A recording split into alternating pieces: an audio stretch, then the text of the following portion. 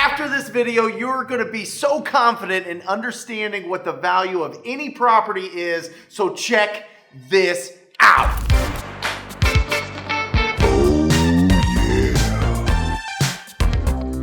Hey, my name is Brent Daniels, Mr. TTP, Mr. Talk to People, and I want to break down the 7 steps to coming up with the value of any property. This is critical if you are a real estate entrepreneur, a real estate investor, because this helps you determine if the conversation you're having with the property owner and the price that they want, is this a deal or not a deal? So let's break this down simply. Don't let this be overwhelming. Yes, it takes some reps to be able to really feel confident in doing this, but I'm going to show you what appraisers for banks use as their 7 steps to come up with the value. The reason this is important is because at the end of the line, whether or not this is an ugly house right now or if it's in good shape, typically, most properties get a loan on those properties to be able to purchase it, and they need to be appraised. That is the bank's way of determining what the value of this property is, because banks don't value properties. They hire appraisers to be able to do that. So let's jump in to the 7 steps. The 7 steps to comping. Here we go, the breakdown. Number 1 is location. This is critical. You want to start in the neighborhood first. All right, typical neighborhoods are built by the same builder, or at least with the same kind of architecture, same kind of design, same kind of floor plans. Typically, smaller houses are clumped around smaller houses. Bigger houses are around bigger houses. It makes it really easy for you to determine, okay, somebody bought a house that was really similar to this property I'm looking at, because it's the same amount of bedrooms, bathrooms, square footage, it has a basement, it's 2-story, it's 1-story. We'll get into all of that, but neighborhood first. Stay in the neighborhood first. Those are going to be your absolute best comps. Next, if there's no other comparables in the neighborhood, zoom out half a mile.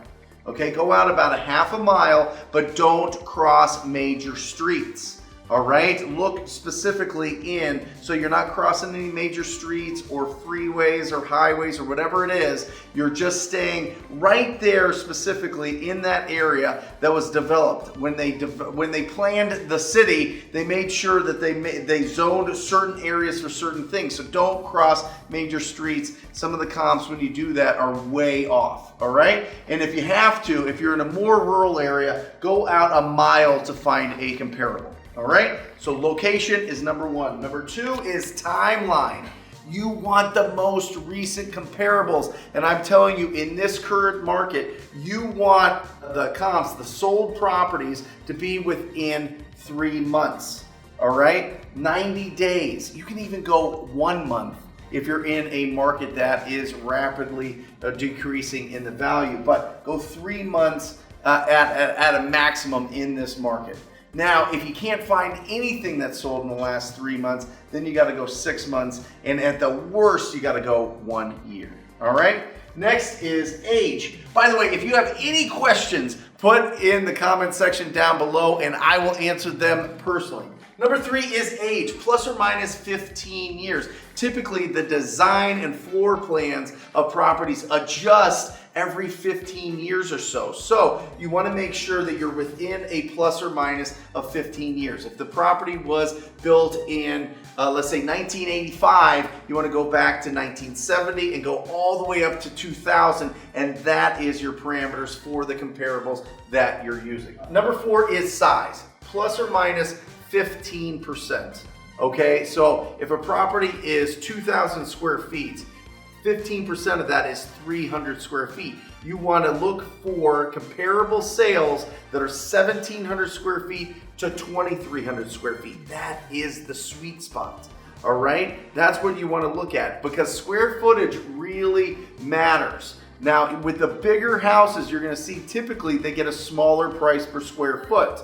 Right? If you have a 2,500 square foot house and it's a 3-bedroom, 2-bath, it's going to be less price per square foot typically than a 1,200 square foot house that's also 3-bedroom, 2-bath. So really pay attention to the square footage when you are coming up with your values. Number 5 is floor plan. This is the most overlooked one. All right, floor plans matter so much. What I mean by that is if it's a single story, it has to comp with another. You got to find a comparable that's another single story. If it's 2 stories, with 2 stories. If it's multifamily, you got to find another multifamily. If it's a townhouse, condo, same thing. If it's a condo, make sure it's in the same condo complex. All right, this is very, very, very important because that's what the appraisers are going to look at. That's what your cash buyers are going to look at. By the way, I keep mentioning banks and appraisers and all these other things, and you're like, well, I sell my deals to these cash buyers. Yes, but typically what your cash buyer is going to do is they're either going to hold that property and get a long-term loan from a bank on that, which is going to need an appraisal, or they're going to flip that property and their end buyer is going to get an appraisal because they're going to get a bank loan to be able to buy that. So it's all in the same. It's all kind of runs under the same umbrella. All right, so make sure you really pay attention to the floor plan. Number 6 is the condition of the property. How much repairs does this property need? We're going to include a quick little chart right now. Oh, yeah.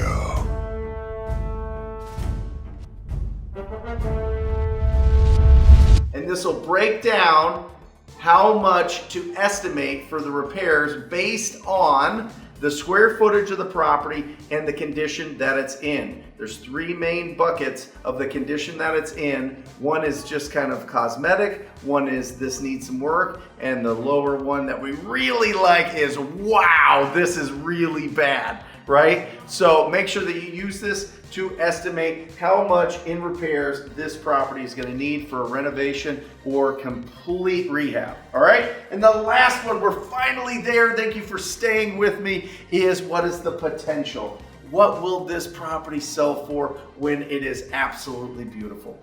Right? What is the most that it can sell for? Our properties starting to, the really, really, really nice properties, are they going for a little bit more? You got to look at, okay, when I look at a property and I see, and I'm looking for comparables, what is the nicest house in the neighborhood? What did that sell for? Is it similar? Does it fit all the other criteria? Is it in the neighborhood? Was it within the last 3 months? Is it built in the last 15 years or plus or minus 15 years? Is it about 15% of the same size of the property? Is it the same type of architecture? And is the condition, well, we know the condition, it's in beautiful condition. So that's what you want to look for. Those are the 7 steps to comping. We have a very, very, very simple way if you don't want to go through a tremendous amount of really getting nitty gritty with the comps. Just go to Zillow, go to Redfin, and go to Realtor.com.